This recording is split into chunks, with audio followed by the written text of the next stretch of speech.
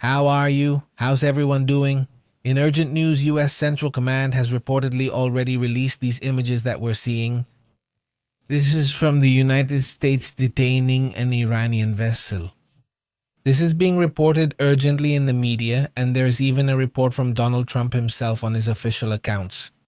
According to the report from the USS Spruance, this Iranian vessel Tauska was intercepted in the Arabian Sea.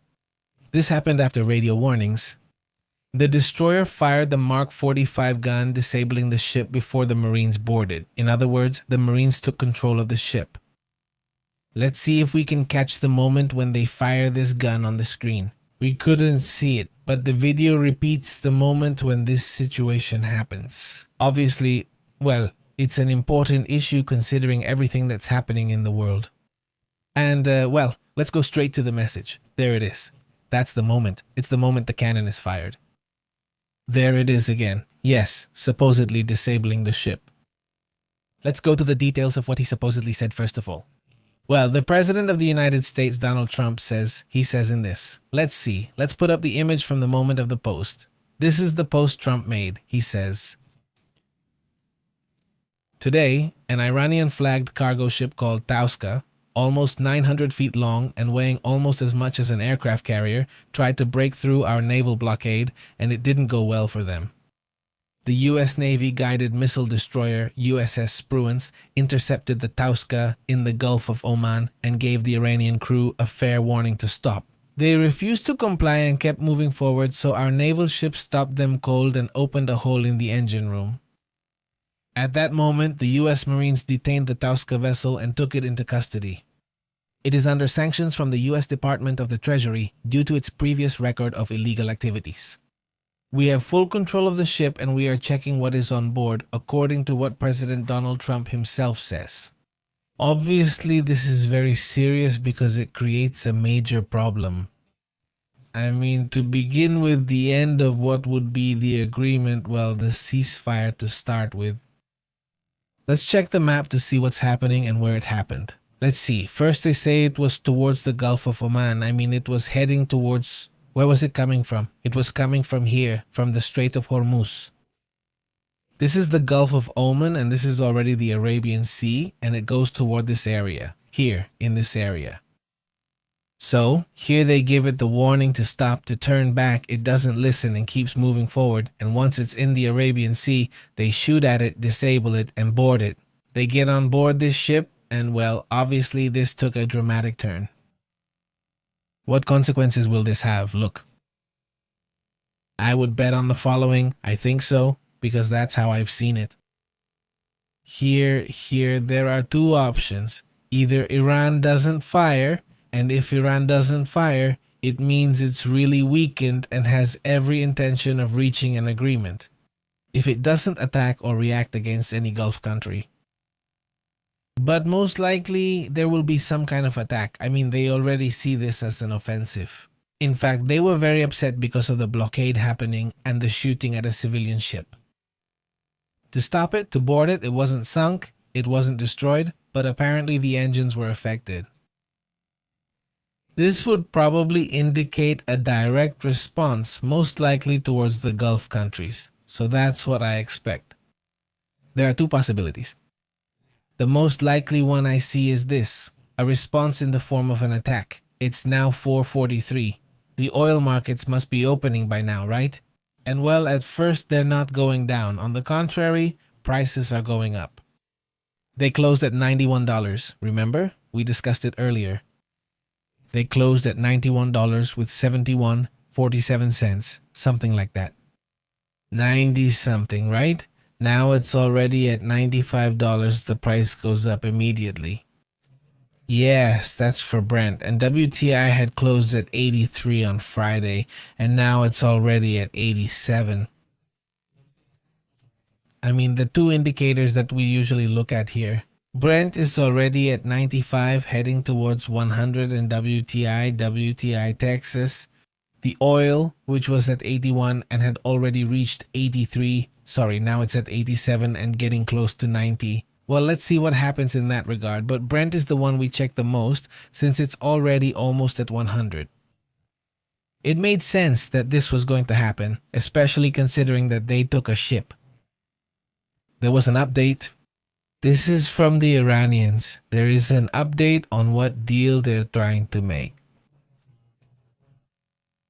Let's go ahead, since we're talking quickly right now, let's talk about that too while we're at it, since we're here anyway. First, let's take a look at some images that stand out today. This image, let's see if you can see it. Let's see if this is in Ukraine. According to reports from the war between Ukraine and Russia, residents of Kyiv have been spotting an object in the sky. They thought it was a Russian missile, but the alerts didn't go off, the air raid sirens didn't sound. It turned out that I don't know if you can see the object. There it is. Look at that object over there. It was a meteor, something like that. Yes, it disintegrated in the atmosphere. It wasn't a missile. They weren't too surprised because they're already used to this kind of object, but this time it wasn't a missile, it was a meteor. That's why the defense systems didn't issue any alerts at all. Everything is calm. It seems it disintegrated in the atmosphere, but well, it still makes for a story about that event. Now, another thing that also draws attention is this. You can see this. This one is in France. I don't know if that's the same meteor. It doesn't seem too far to me, but well, also in Lille, in the north of France, this object was also reported to have crossed the French skies, right? Well, here's another interesting image of the day. And well, let's wait and see what happens in terms of reactions, but anyway, this is how things escalated over the weekend. Normally, the escalation happens during the day, right on the weekend. Usually, the escalation came from the Iranians. This time, though, it comes from this American move. Now, it could also be a provocation, right? Maybe it's about making this move knowing that this would be the reaction. Who knows what's really happening or the decisions they're making, because only time will tell. But at least what is visible is that an attack is happening. Well, let's face it, the blockade is there.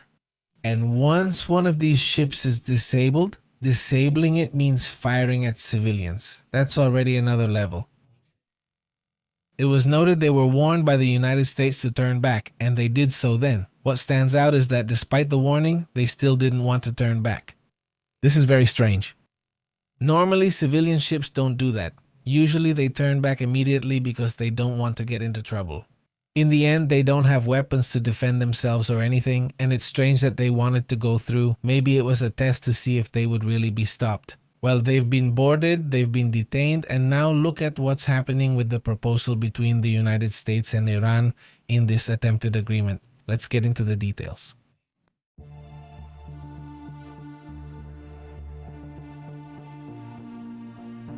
Well, according to reports, Iran would have entered into some kind of, I insist, this is what it is. This is prior to what just happened, which I'm about to comment on now.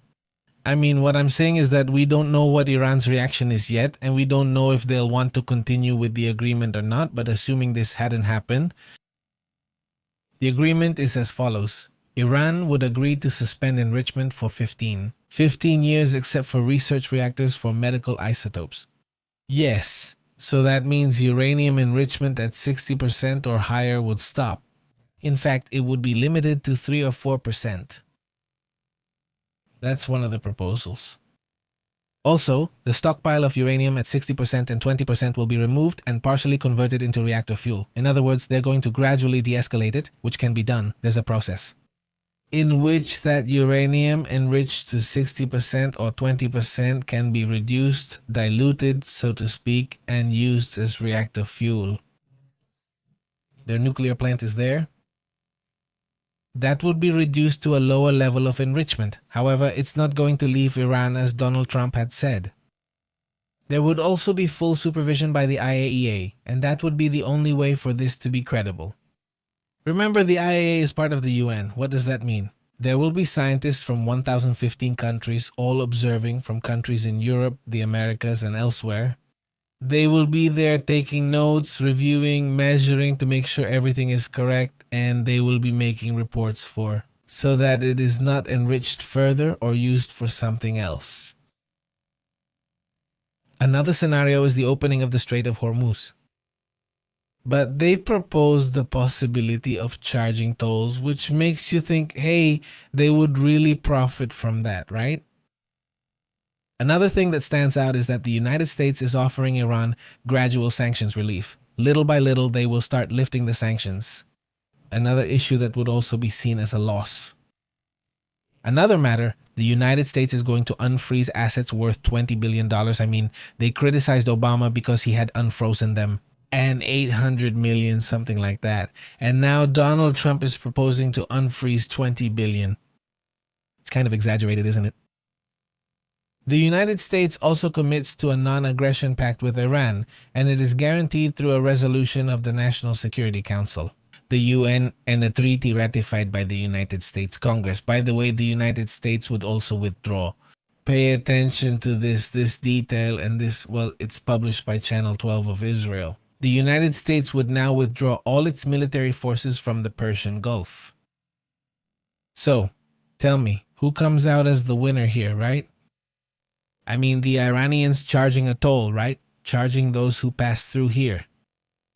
The United States withdraws from all the Gulf countries, from all these areas. The United States withdraws.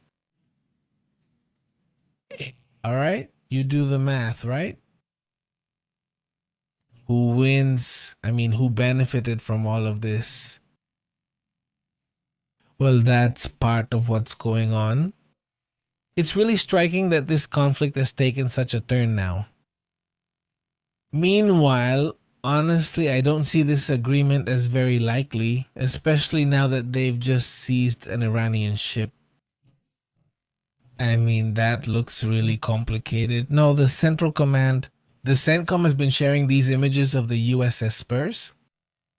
Shall we see what kind of ship this is? No, since we're here, how have you been? By the way, happy weekend. Nico, Franco, Estado, Mercedes, how have you been? Huge. Greetings, Raul Sachs.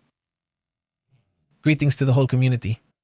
Look, let's see what kind of ship it is because it caught my attention. This report says it's a destroyer class. Arleigh Burke. That's part of the United States service. It was put into operation in 2009. And it was built on May 14, 2009, launched on June 5, 2010, and commissioned on October 1, 2011. It was named in honor of Admiral Raymond A. Spruance, a World War II commander. Well, that's what is reported. Its speed is 30 knots. And well, it has the capability to launch Tomahawk missiles, among others, right? That's the point, isn't it? By the way, this missile, this ship, was the one that fired at this school. This one, Yaraje Tayyab Elementary. If you remember February 28, 2026 from that ship, that's where this Tomahawk was launched, which ended up hitting and destroying a school with 175 girls.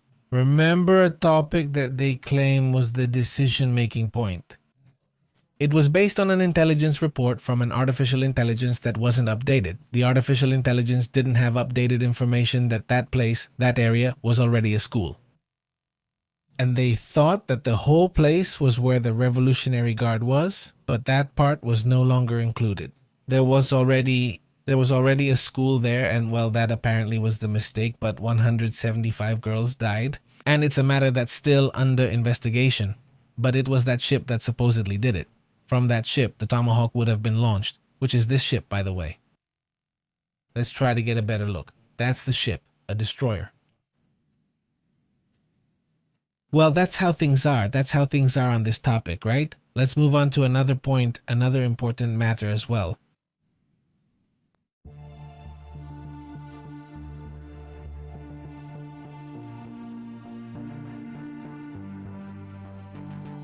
They've already responded.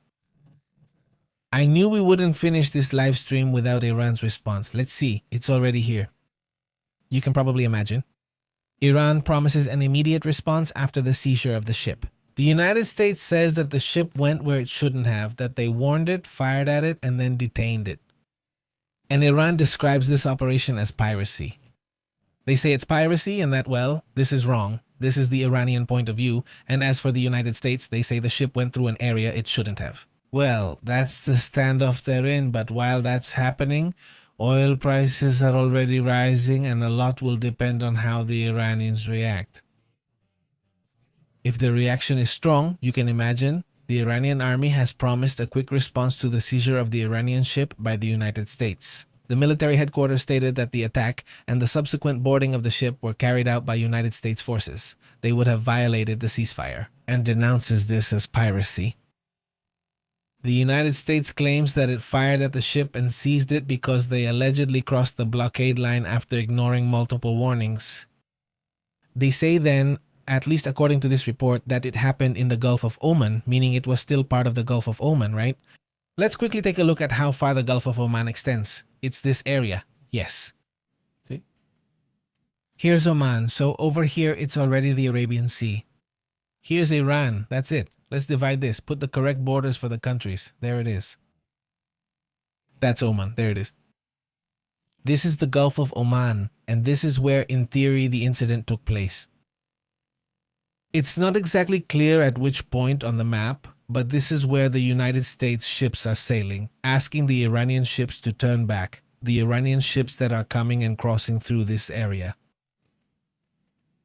This is where they turn around. This is Ormuz Island, which is why it's called Ormuz. Well, it's Ormuz Island. There it is. Look, so that's the little island of Ormuz, and this is where it passes through. This is, well, all of this is the Strait of Ormuz. I mean, that's the island, and it crosses through here, and at some point around here, they start to warn them. Go back, go back, go back. He doesn't do it, and well, they attack him, they shoot him. It's one thing if they warn you and you go back, but it's another thing. It's that you challenge them and say, no, I'm going to keep moving forward. And the second thing, which is also huge, is the fact that they shoot at you and you have to stop. Well, the ship is supposedly disabled. I don't know if they stopped it today, but the United States says in the report that the ship was left disabled. In the images they show, you can't really see smoke, fire, or anything like that, right? But well, that's what they say. So let's quickly go to the comments.